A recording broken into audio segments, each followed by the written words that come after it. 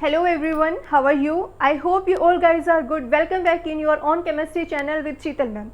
Today we will discuss the topic from 10th standard and the name of chapter is carbon and its compounds. ठीक है, carbon and its compound बहुत ही ज़्यादा important topic होता है chemistry के लिए specially, क्योंकि केमिस्ट्री में कार्बन और इसके कंपाउंड्स को जहाँ हम डिस्कस करते हैं उसकी एक अलग ब्रांच बना दी गई है जिसको ऑर्गेनिक केमिस्ट्री बोलते हैं। तो कार्बन बहुत ही ज़्यादा इंपॉर्टेंट है, हालांकि इसका जो रेशो होता है एनवायरनमेंट के अंदर वो बहुत ही कम होता है। मतलब अगर हम बात करें कि 0.02% जो कार्बन है वो हमारे पास मिनरल्स की फॉर्म में एनवायरनमेंट के अंदर प्रेजेंट होता है। मिनरल्स की फॉर्म में जैसे कि हम बात करते हैं कार्बोनेट, जैसे सोडियम कार्बोनेट होता है, कार्बोनेट का फॉर्मूला जहाँ CO3 जुड़ जाता है, ठीक है, वो कार्बोनेट होता है Na2CO3। बाइकार्बोनेट में क्या होता है कि किसी एक पॉजिटिव चार्ज को हाइड्रोजन जब रिप्लेस कर देता है, तो जैसे हम लिखें NaHCO3, ये क्या है carbonate, this one is bicarbonate. ठीक है, तो कार्बोनेट की फॉर्म में, बाइकार्बोनेट की फॉर्म में इस तरीके से कोल वगैरह होता है। तो कार्बन बहुत सारी फॉर्म के अंदर प्रेजेंट होता है। ये मिनरल्स की फॉर्म में 0.02% होता है। अगर हम गैस की बात करते हैं, CO2 की फॉर्म में बात करें, अगर हम CO2 गैस एयर में जो मिक्सचर होता है गैसेस का, उसमें हम बात करते हैं कि 78% नाइट्रोजन होती है, 21% ऑक्सीजन होती है एंड 0.03% जो है वो क्या होती है, कार्बन डाइऑक्साइड गैस। तो देख सकते हो आप कि इसकी जो परसेंटेज है वो बहुत ही कम है। इतनी कम परसेंट होने के बावजूद ही ये बहुत ही यूनिक प्रॉपर्टी शो करता है जिसको हम क्या बोलते हैं, वर्सेटाइल नेचर। बहुत ही ज़्यादा वर्सेटाइल नेचर इसका होता है। उस वर्सेटाइल नेचर के पीछे रीज़न क्या है उसको हर एक पॉइंट को डिस्कस करने से पहले समझ लेते हैं कि जो कार्बन होता है वो मॉलिक्यूल कैसे बनाता है। मतलब दूसरे एटम के साथ में जब जुड़ता है, मॉलिक्यूल की फॉर्मेशन होती है, तो वो किस तरीके से फॉर्मेशन होती है। तो सबसे पहले हम डिस्कस करेंगे बॉन्डिंग को। अब बॉन्डिंग क्या चीज़ होती है, जब दो चीज़ों को ज्वाइन कर दिया जाए किसी भी एक ऐसी चीज़ के थ्रू जो उन्होंने अपने आप बनाई है। ठीक है, बंधन जिसको हम बोलते हैं उसको हम क्या कहते हैं, इंग्लिश में बॉन्डिंग कहते हैं। तो एटम्स, एक एटम अलग प्रेजेंट है, एक एटम अलग है, वो अलग अलग घूम रहे हैं। ठीक है, किसी भी तरीके से एनवायरनमेंट में कांटेक्ट में आने की वजह से वो क्या करते हैं, एक दूसरे के साथ में बॉन्डिंग बना लेते हैं। और जब दो एटम्स जुड़ते हैं, कम से कम दो एटम्स जब ज्वाइन होते हैं तो एक मॉलिक्यूल की फॉर्मेशन होती है। तो ज़रूरी नहीं होता कि एक मॉलिक्यूल में सिर्फ दो ही एटम हो, दो से ज़्यादा भी हो सकते हैं, लेकिन एटलीस्ट 2 एटम्स की रिक्वायरमेंट तो होती ही है किसी भी मॉलिक्यूल की फॉर्मेशन के लिए। ठीक है, तो एक तो हमें क्लियर हो गया कि जो एटम होते हैं, एटम्स के कॉम्बिनेशन से क्या बनता है, मॉलिक्यूल बनता है। क्या बनता है, मॉलिक्यूल बनता है। अब अगर हम बॉन्डिंग की बात करें कि किस तरीके से जुड़ के वो मॉलिक्यूल की फॉर्मेशन करता है, तो उसके लिए हमें सबसे पहले क्या करना पड़ेगा, समझना पड़ेगा कि इसके इलेक्ट्रॉन किस तरीके से बॉन्ड में पार्टिसिपेट करते हैं।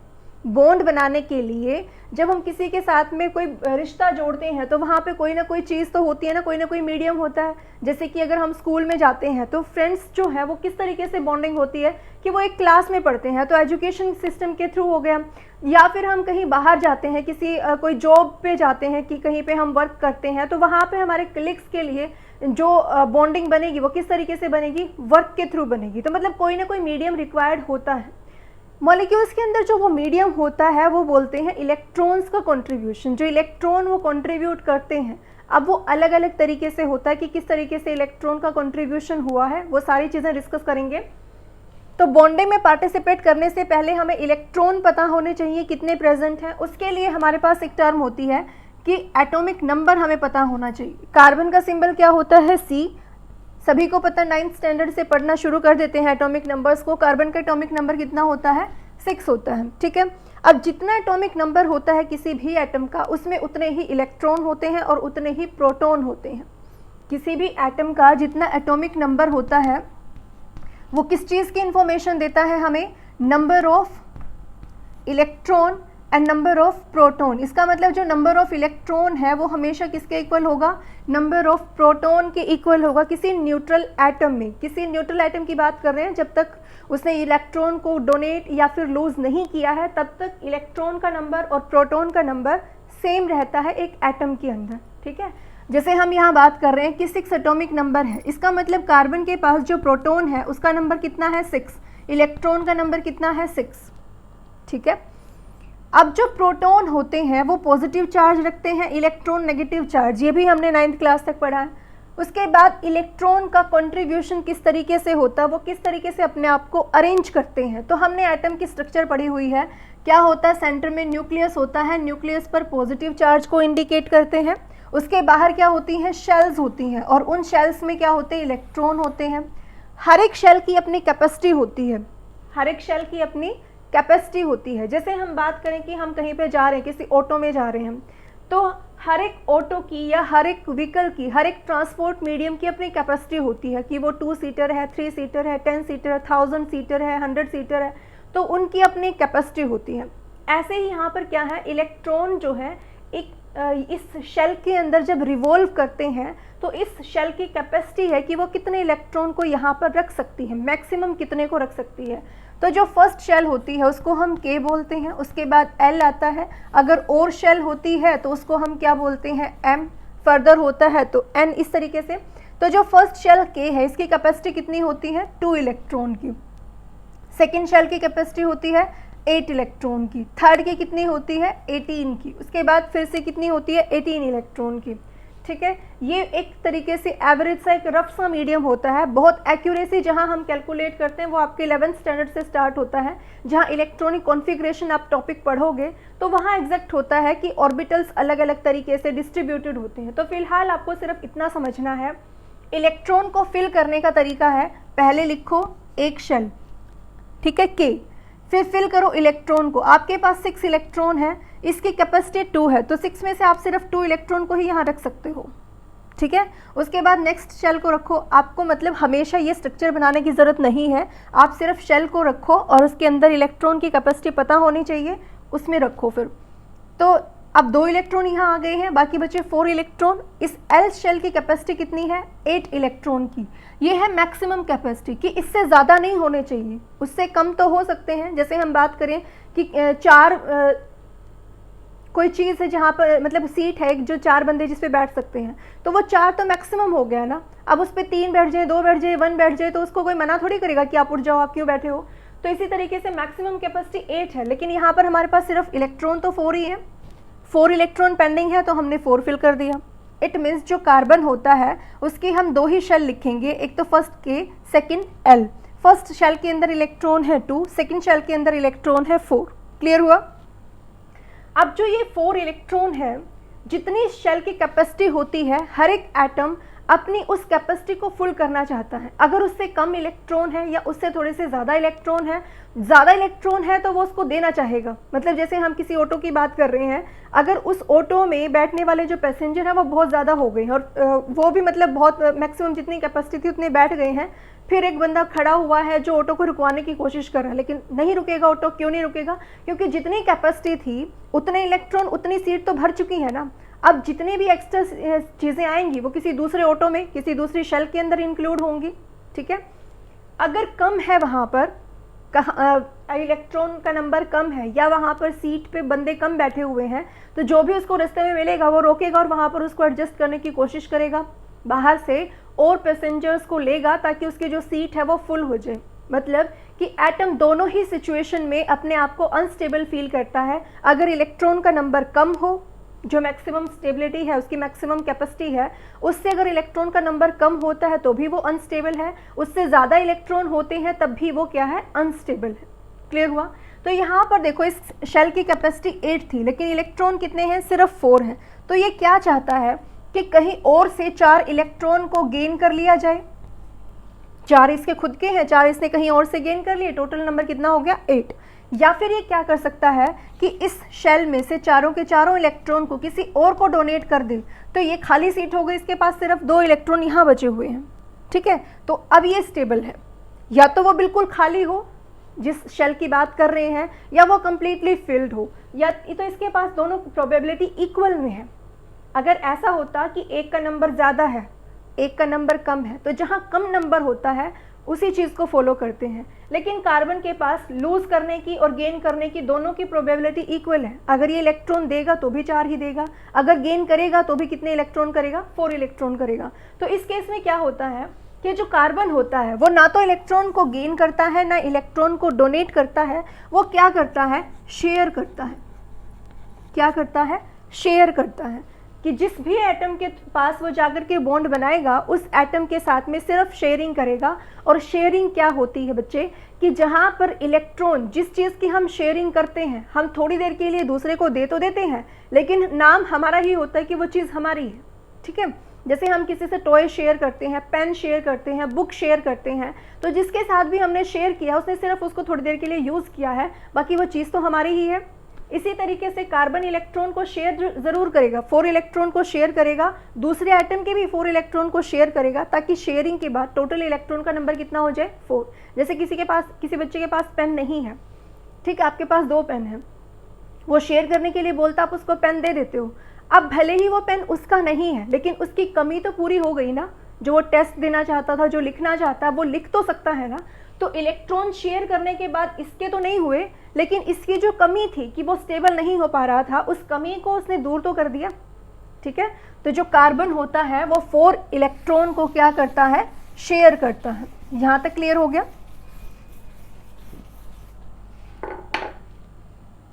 जहां शेयरिंग होती है उसको फिर हम डॉट से रिप्रेजेंट करते हैं। डॉट से रिप्रेजेंट भी उतने इलेक्ट्रॉन करते हैं जो उसकी आउटर मोस्ट शेल के अंदर थे, जो उसकी आउटर मोस्ट शेल के अंदर इलेक्ट्रॉन थे। जैसे हमने कार्बन का लिया कि फर्स्ट शेल में 2 इलेक्ट्रॉन है, सेकंड के अंदर 4 इलेक्ट्रॉन है, तो जो बाहर वाली शेल के अंदर इलेक्ट्रॉन होते हैं उतनी डॉट बना करके हमें रिप्रेजेंट करना होता है। तो हम यहाँ पर 4 डॉट रिप्रेजेंट कर देते हैं कार्बन की। ठीक है, electron dot structure, electron co dot बना के जिस स्ट्रक्चर में हम शो करते हैं उसको क्या बोलते हैं, इलेक्ट्रॉन डॉट स्ट्रक्चर। ठीक है, आपकी बुक में इसको क्रॉस लगाकर भी डिनोट कर रखा होगा, वो डिफरेंशिएट करने के लिए कि जैसे ये हाइड्रोजन के थ्रू बॉन्ड बनाता है, तो हाइड्रोजन के पास जो इलेक्ट्रॉन है अगर आप उसको ऐसे ही शो करोगे, फिर उसको आप बॉन्डिंग में शो करोगे, तो आप कंफ्यूज ना हो जाओ कि ये डॉट जो है वो हाइड्रोजन की है या कार्बन की है। उसको डिफरेंशिएट करने के लिए वो क्या करता है, उसको क्रॉस से डिनोट कर देता है। ठीक है, तो ऐसा कोई डिफरेंस नहीं है, आप चाहो डॉट से रिप्रेजेंट करना तो डॉट से भी रिप्रेजेंट कर सकते हो। ठीक है, सिर्फ आपको कंसेप्ट क्लियर होना चाहिए। तो अभी कुछ एग्जांपल करवाऊंगी मैं जिसमें आपको पता चल जाएगा कि इलेक्ट्रॉन डॉट स्ट्रक्चर में या बॉन्डिंग किस तरीके से बनती है। तो उससे पहले हम समझ लेते हैं कि जहां पर इलेक्ट्रॉन की शेयरिंग से कोई बॉन्ड बनता है उसको बोलते हैं कोवेलेंट बॉन्डिंग।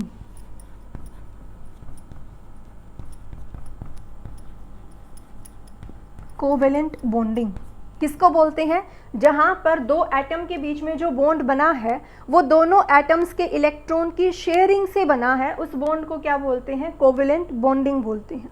ठीक है, जैसे एग्जांपल ले लेते हैं, हमारे पास CH4 है, ये मॉलिक्यूल है, आपको कहा जाए कि इसकी इलेक्ट्रॉन डॉट स्ट्रक्चर बनाइए, हालांकि आपको नाम दे करके वो इलेक्ट्रॉन डॉट स्ट्रक्चर बनवाता है, लेकिन जब तक हम नोमेनक्लेचर नहीं करते तब तक हम ऐसे ही ऐसे ही फॉर्मूले से स्ट्रक्चर बनाएंगे। तो CH4 लिखा हुआ है, आपको क्या करना, जिसका नंबर कम होता है, जिस एटम का नंबर कम होता है सबसे पहले उसको लिखो। जिस एटम का नंबर सबसे कम होता है उसको बोलते हैं सेंट्रल एटम। क्या कहेंगे उसको, सेंट्रल एटम। तो सबसे पहले सेंट्रल एटम को लिखो। अब देखो, एक तो कार्बन है यहाँ पर, दूसरा हाइड्रोजन है। हाइड्रोजन का नंबर कितना है, 4, कार्बन का नंबर कितना है, 1। तो जिसका नंबर कम होता है हमें उसको रिप्रेजेंट करना होता है। सबसे पहले हम लिखेंगे कार्बन, उसके बाद इलेक्ट्रॉन डॉट स्ट्रक्चर की कार्बन की आउटर मोस्ट शेल में 4 इलेक्ट्रॉन थे, फर्स्ट शेल में 2, आउटर मोस्ट मतलब जो सबसे बाहर वाली, जो सबसे लास्ट शेल जिसके अंदर इलेक्ट्रॉन भरे गए हैं वो कैसी है, आउटर मोस्ट, इसके अंदर 4 इलेक्ट्रॉन है, हमने 4 डॉट से उसको रिप्रेजेंट कर दिया।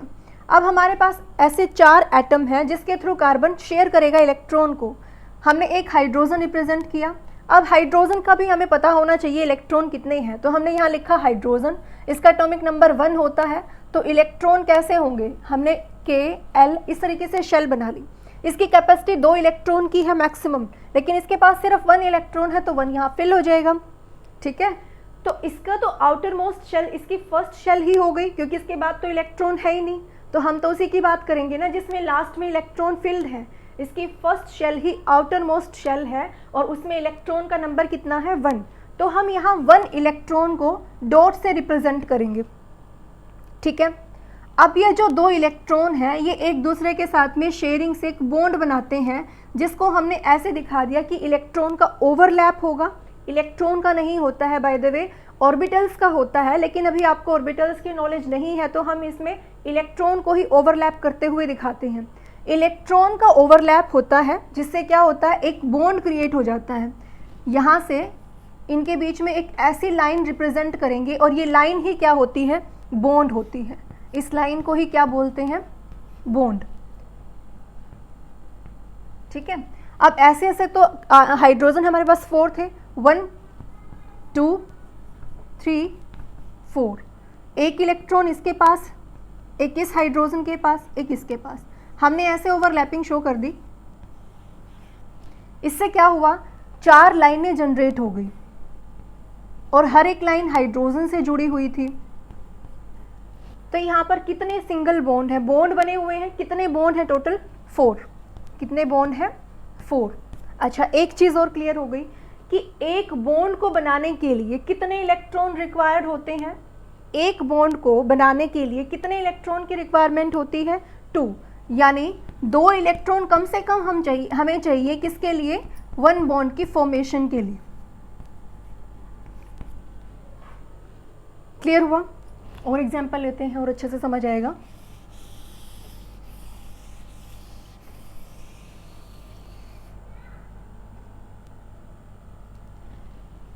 O2 है, जैसे O2 मॉलिक्यूल है। क्यों है मॉलिक्यूल, क्योंकि एक ऑक्सीजन एटम दूसरे ऑक्सीजन एटम के साथ जुड़ जाता है, और जब 2 एटम जुड़ते हैं तो किस चीज़ की फॉर्मेशन होती है, मॉलिक्यूल की फॉर्मेशन होती है। तो यहाँ देखो सेम ही एटम है, इसीलिए यहाँ तो हमें कोई कंफ्यूजन है ही नहीं कि सेंट्रल एटम कौन होगा और जो सराउंडिंग एटम है वो कौन होगा। तो हमें एक ऑक्सीजन को यहाँ रखना है। उसके बाद इसकी कॉन्फ़िगरेशन पता होनी चाहिए, कैसे कि ऑक्सीजन का एटॉमिक नंबर होता है 8। ठीक है, अगेन वही KLM, ऐसे हमने शेल बना ली।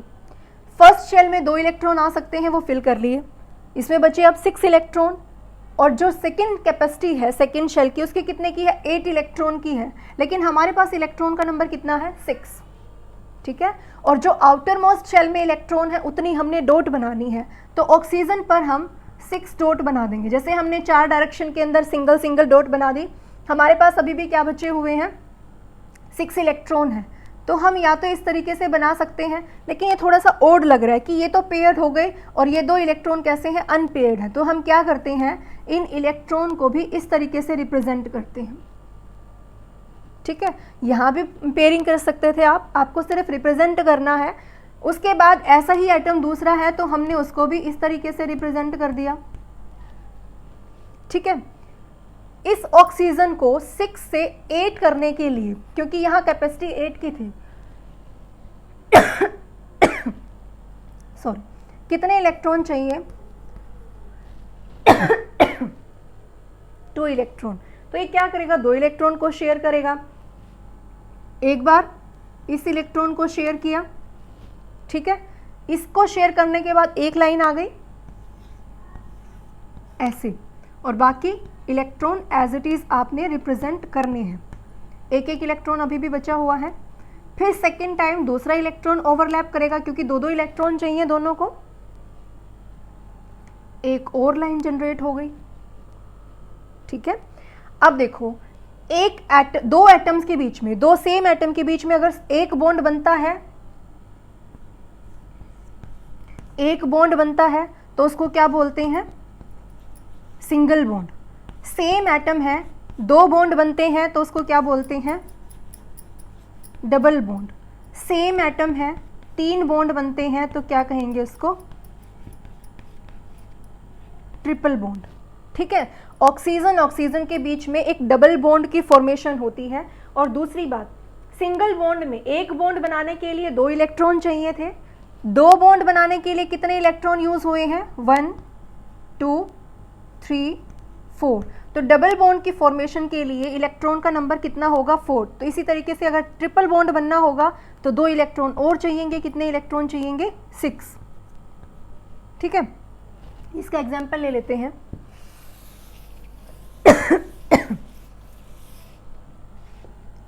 N2 है जैसे हमारे पास डाइनाइट्रोजन, इसमें हमने क्या करना है, एक नाइट्रोजन लिखा, ऐसे ही दूसरा नाइट्रोजन, इसकी कॉन्फ़िगरेशन, नाइट्रोजन का एटॉमिक नंबर होता है 7, K shell L shell, K के अंदर 2 इलेक्ट्रॉन, इसके अंदर 5, तो हमें आउटर मोस्ट शेल में इलेक्ट्रॉन है उसको रिप्रेजेंट करना है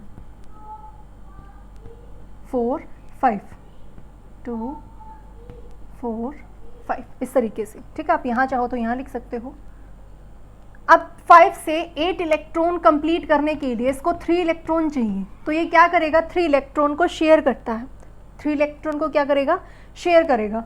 तो एक तो ये इलेक्ट्रॉन शेयर कर लिया, जिससे नाइट्रोजन नाइट्रोजन के बीच में एक लाइन आ गई, फिर दूसरा ये पेयर एक, क्योंकि 3 इलेक्ट्रॉन शेयर करने हैं तो हम इस 3rd इलेक्ट्रॉन को यहीं रिप्रेजेंट कर देते हैं और इसकी ओवरलैपिंग से एक और लाइन आ जाएगी।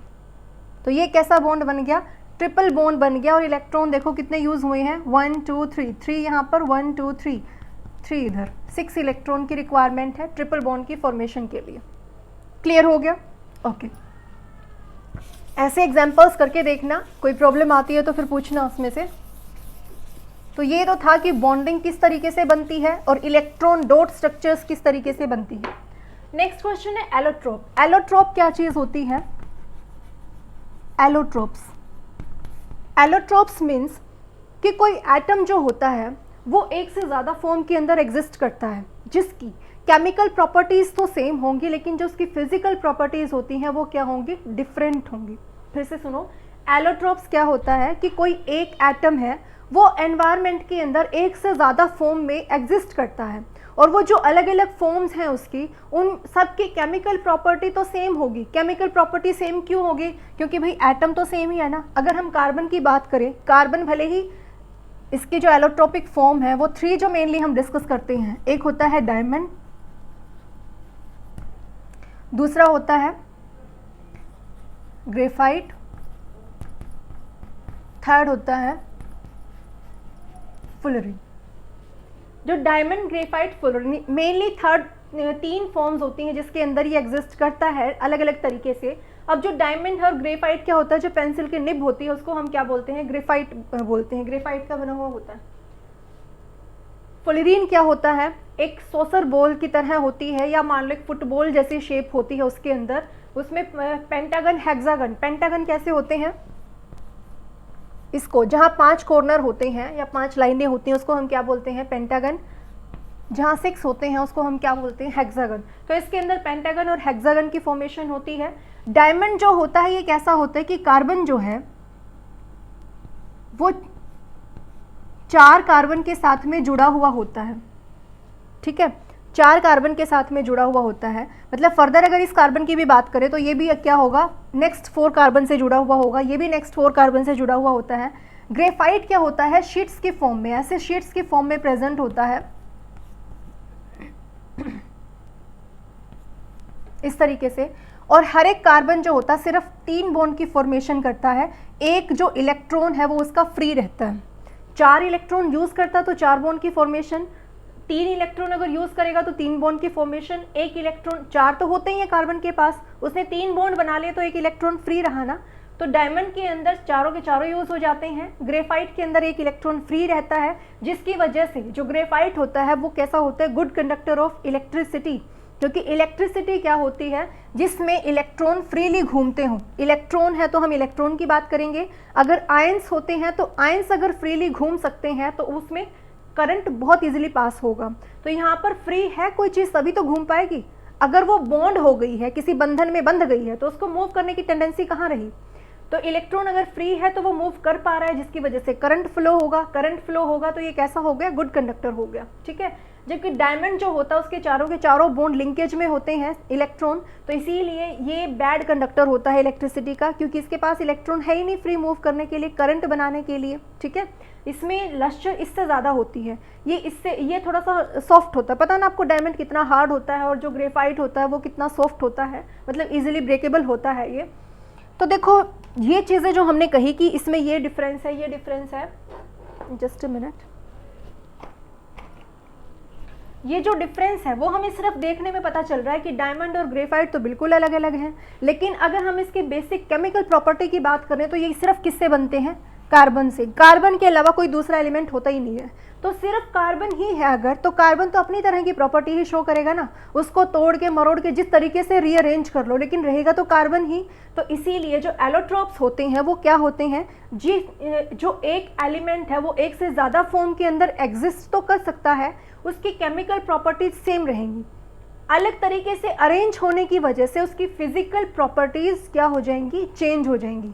फिजिकल प्रॉपर्टीज मतलब जिसको आप रिएक्शंस करवाए बिना इजीली जिसको ऑब्जर्व कर सकते हो, देखने से थोड़ा बहुत, जैसे तोड़ने से पता चल गया, उसमें लश्चर आपको पता चल रही है, तो वो फिजिकल प्रॉपर्टीज होती हैं। तो एलोट्रोप्स क्या होते हैं, एलिमेंट्स जो एक से ज़्यादा फॉर्म में एग्जिस्ट करें with similar chemical properties but different physical properties, ठीक है। और कार्बन के हमने 3 एलोट्रोप को डिस्कस किया है, डायमंड, ग्रेफाइट एंड फुलरीन, ठीक है। ये फुलरीन जो था एक बकमिंस्टर फुलरीन था, उसने एक डोम था वहाँ पे, उसकी शेप से मैच कराया इसको कि उसकी शेप जैसी, इसके अंदर 60 कार्बन होते हैं जो एक दूसरे के साथ में जुड़ते हैं, अज्यूम कर सकते हो 60 एटम्स जुड़े हुए होते हैं जो इसकी फॉर्मेशन करते हैं, और वो इस तरीके से जुड़ते हैं कि उसमें पेंटागन भी बनता है, हेक्सागन भी बनता है, और एक डोम जैसी शेप होती है उसकी जो उसके साथ में मैच कर रही थी, इसीलिए उससे मैच कराते हुए इसका नाम क्या रख दिया गया, फुलरीन रख दिया गया।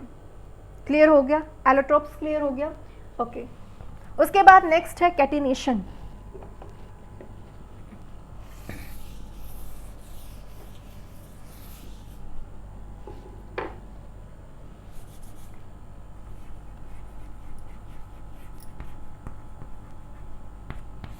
कैटिनेशन, कैटिनेशन प्रॉपर्टी क्या होती है, सेल्फ लिंकिंग प्रॉपर्टी।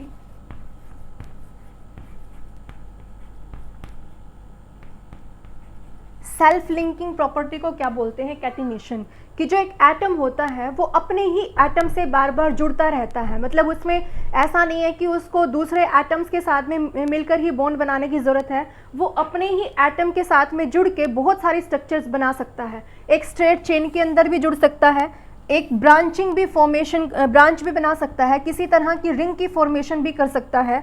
तो जब एक एटम अपने ही एटम से जुड़ता रहे और अलग अलग तरह की स्ट्रक्चर प्रोड्यूस करता रहे, उस प्रॉपर्टी को क्या बोलते हैं, कैटिनेशन बोलते हैं। स्ट्रेट चेन भी आती है, ब्रांचिंग भी आती है, डिफरेंट साइजेस की रिंग भी आती हैं, ठीक है, अलग अलग तरह की रिंग भी बना सकता है, ठीक है। रिंग हम क्या बोलते हैं कि जो चीज़ क्लोज्ड हो, साइक्लिक फॉर्म हम किसको बोलते हैं कि कोई चीज़ जहाँ से शुरू हुई है वहीं आकर के जुड़ जाए, तो ज़रूरी नहीं होता कि यही सिर्फ एक साइक्लिक फॉर्म है या रिंग फॉर्म है, ये भी कैसी है, साइक्लिक फॉर्म है, ठीक है, जहाँ से शुरू किया वहीं आकर के कोई चीज़ जुड़ रही है, ठीक है।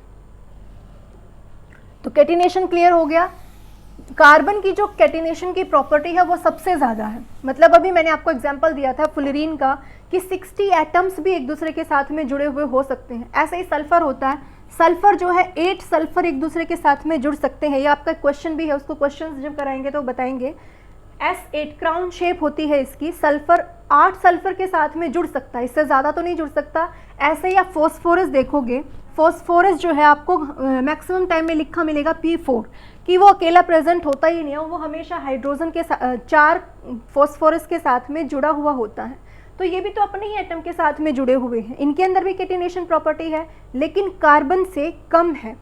कैटिनेशन प्रॉपर्टी तो शो कर रही है कि एटम अपने ही एटम से जुड़ा हुआ है, लेकिन जितनी कैटिनेशन बेटर तरीके से कार्बन शो कर सकता है उतनी ये नहीं कर सकता। तो ये कुछ ऐसी प्रॉपर्टी आ गई जो इसके वर्सेटाइल नेचर को शो करती हैं कि कार्बन इतना कम रेशो में होने के बावजूद भी अपने आप को इतना यूनिक कैसे बनाता है। तो सबसे पहली प्रॉपर्टी क्या आ गई, कैटिनेशन की, कि सबसे ज़्यादा टेंडेंसी होती है इसके अपने एटम्स के साथ जुड़ने की। क्लियर हुआ। नेक्स्ट है टेट्राकोवेलेंसी। अब जो कार्बन है उसका साइज़ बहुत ही स्मॉल है, कार्बन का साइज़ कैसा है, स्मॉल है। एक तो ये जब आपको 5th चैप्टर कराएंगे ना उसके अंदर बहुत अच्छे से क्लियर होगा कि साइज़ कम क्यों है इसका। तो अभी सिर्फ इतना समझो कि कार्बन का साइज़ कम होता है, 4 इलेक्ट्रॉन इसके पास हैं, तो ये क्या करता है, उनको स्टेबल करने के लिए 4 इलेक्ट्रॉन को शेयर करता है, ठीक है। डोनेट नहीं कर पाता, ना उसको गेन कर पाता है, ये सिर्फ शेयरिंग कराता है इलेक्ट्रॉन्स की। तो 4 इलेक्ट्रॉन और शेयरिंग से जो बॉन्ड बनता है उसको हमने क्या कहा था, कैसा बॉन्ड होता है, कोवेलेंट बॉन्ड होता है, ठीक है, कोवेलेंट बॉन्ड होता है। जितने एटम्स को वो शेयर करने के लिए यूज़ करता है, शेयर करने के लिए, बॉन्ड बनाने के लिए जितने एटम को यूज़ करता है उसको बोलते हैं covalency.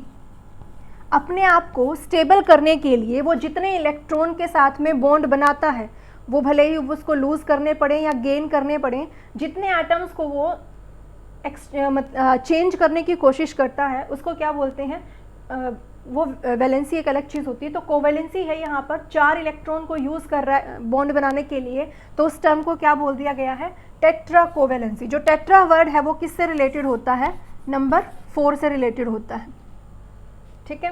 Then multiple bond, multiple bond, multiple मतलब जो कार्बन है ना, वो कार्बन कार्बन के साथ में सिंगल बॉन्ड की फॉर्म में भी प्रेजेंट हो सकता है, डबल बॉन्ड भी बना सकता है, और ट्रिपल बॉन्ड की फॉर्म में भी एग्जिस्ट करता है। कार्बन कार्बन के साथ में सिंगल बॉन्ड भी बना सकता है, डबल बॉन्ड भी बना सकता है, और ट्रिपल बॉन्ड भी बना सकता है। क्लियर हुआ? तो जहाँ पर कार्बन कार्बन के बीच में डबल या ट्रिपल बॉन्ड हो उसको बोलते हैं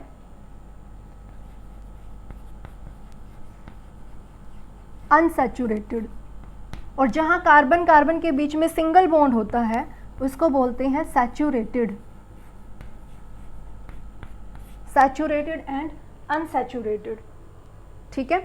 next one is isomerism. Isomerism क्या चीज़ होती है कि मॉलिक्यूलर फॉर्मूला तो सेम है, हाइड्रोजन का नंबर, कार्बन का नंबर, ऑक्सीजन का नंबर, मतलब उस मॉलिक्यूल में जितने एटम हैं उन एटम्स का नंबर सेम रहेगा, सिर्फ उनकी अरेंजमेंट में क्या आ जाएगा, चेंज आ जाएगा। उनकी अरेंजमेंट में जब डिफरेंस आ जाता है उसको बोलते हैं आइसोमर, और जो फिनोमेना होता है उसको बोलते हैं आइसोमेरिज्म, ठीक है। इस आइसोमर को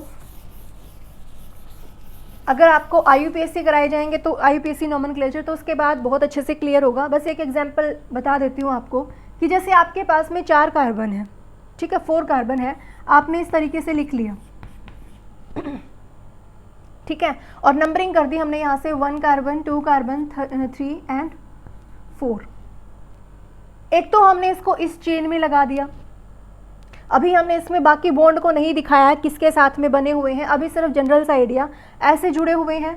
दूसरा क्या है, कार्बन हमने 4 ही रखने हैं, हमने क्या कहा कि एटम का नंबर सेम रहना चाहिए, तो कार्बन तो 4 ही रहेंगे, उनकी अरेंजमेंट डिफरेंट होनी चाहिए।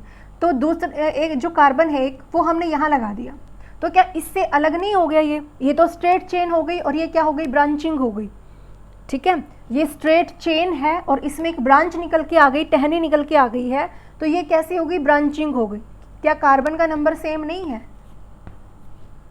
ठीक है। तो ये क्या है, एक दूसरे के आइसोमर हैं, और जो फिनोमेना है ये, इसको क्या कहेंगे, आइसोमेरिज्म कहेंगे, ठीक है। आई होप यहाँ तक आपको क्लियर हो गया होगा। अगर फिर भी कोई प्रॉब्लम है तो ज़रूर बताना। किसी कंसेप्ट में आपको लगता है कि इसको थोड़ा सा और डिटेल में बताया जाए, वैसे तो आपको सारा सब कुछ डिटेल में ही बताया, सिर्फ एक आइसोमेरिज्म है, और जो ये मल्टीपल बॉन्डिंग है इसको आपको जब IUPAC नेम और फंक्शनल ग्रुप करा दिए जाएंगे तब और अच्छे से क्लियर होगा, ठीक है। Till then bye bye and take care.